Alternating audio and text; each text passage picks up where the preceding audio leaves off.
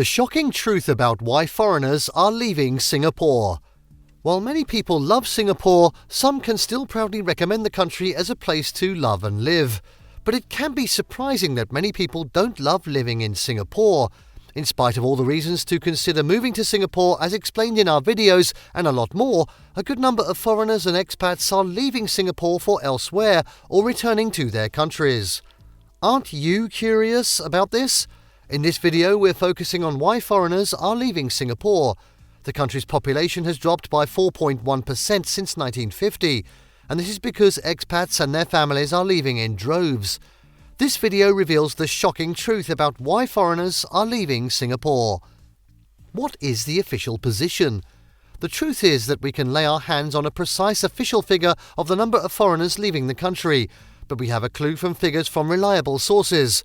For example, Wikipedia reports that from 2000 to 2015, the number of Singaporeans relocating abroad increased to 314,281.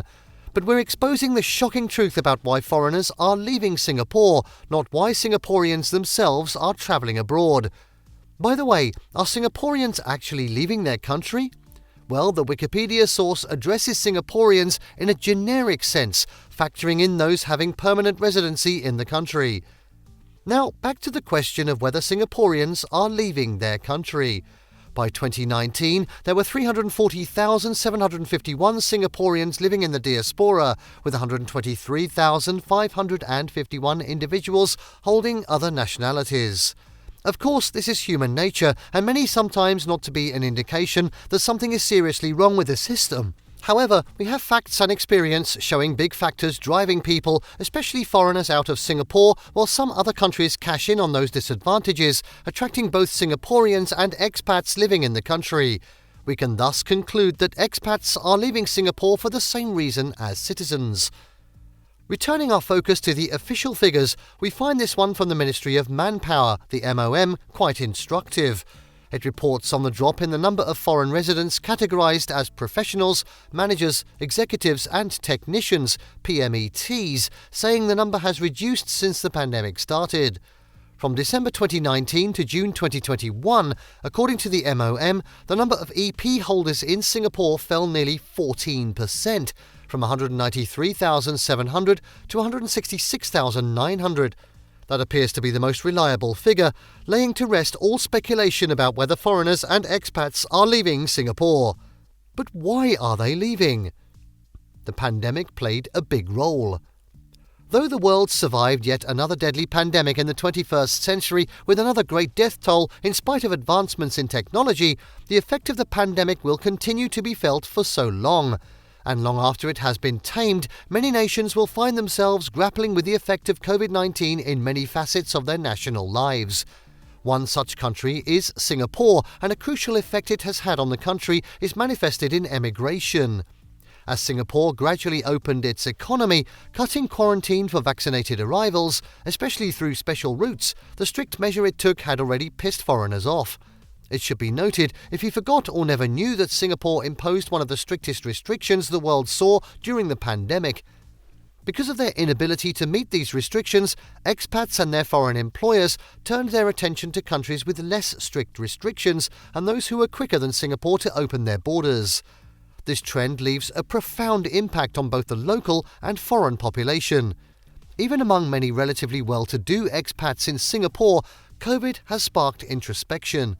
Meanwhile, foreign workers make up 20% of the 5.5 million population. After the restrictions were eased, they had a rethink. Some of their relatives who have lost their jobs were compelled to look elsewhere in search of better employment opportunities and have subsequently pulled their relatives out of Singapore, regardless of whether or not they are gainfully employed. But the most devastating factor is the border restriction. The impact of long-sustained curfews and border controls that had been in place before then was so strict that expatriate workers for months had to seek prior authorization to travel out of and back to the country, or exclusion from their jobs and homes. Could this be due to the shortage of housing supply caused by the pandemic in Singapore? Please follow along. Rising cost of living. While we've already known that Singapore is an expensive country, and for good reason, the services are there. But now it's become one of the most expensive countries, no thanks to its rising cost of living. Generally, we don't want to live where we're forced to spend more and have our purchasing powers reduced. At this point, let's focus on the costs of healthcare and education, which are two of the main aspects of life. Services none of us can do without. Without insurance in Singapore, foreigners may find themselves paying through their noses for medical care. Yes, the country boasts one of the world's best healthcare systems. Similar healthcare systems elsewhere aren't as expensive as it is in Singapore. That's the shocking truth about why foreigners are leaving Singapore, as statistics reveal. When all other factors are equal, they're ready to go where their health can be more cheaply taken care of. Imagine, since 2002, the cost of healthcare in this country has risen by 53.6% and is still on the rise. The expats coming from the country like the US, who were initially attracted to Singapore because of the lower cost of certain surgeries, are now having a rethink. Singapore isn't over an affordable country as a whole for healthcare. We're only emphasising the health sector now. Other sectors aren't excluded. Singapore too is hit harder by the distressed world economy. If we attempt to bring education into the equation, the analysis might discourage the remaining expats in the country who are hoping to raise a family and have their children educated. In Singapore, education is just as astronomical as health. Some would even say the rate of increase is higher. In fact, to get enrolled in a school in the first place is a tug-of-war between the candidate and the school's bureaucratic system, making it pretty hard. Why the sudden surge?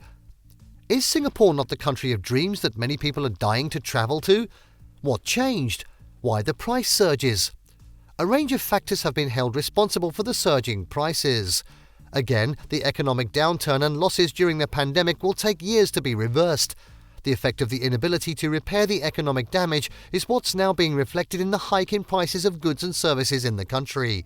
Besides, essentials are now being imported to Singapore. Food, fuel, drugs and raw materials are mostly imported, no thanks to Singapore's resource constraints. Even as the government of Singapore is taking steps to secure its food and energy supplies, external inflation is pulling up the local cost of living, since Singapore is a price taker in the global economy. Here is another factor we can't close our eyes to. It's most probably being felt in your own country too: the war in Ukraine. The supply chain disruptions caused by the Russian-Ukrainian conflict are squeezing people all around the world. But there is another factor that is just de-emphasizing: soaring rents in particular. Here is perhaps the loudest reason why foreigners are leaving Singapore.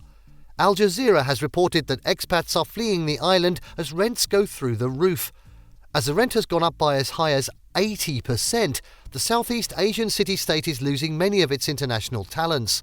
In 2022 alone, the average rental prices surged by as much as 30%.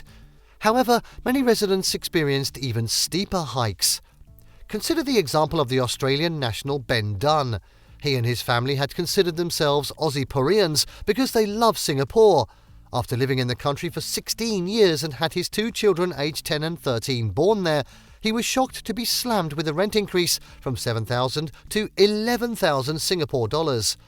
To put this perspective, that would be a soar from about 5,242 to 8,238 US dollars.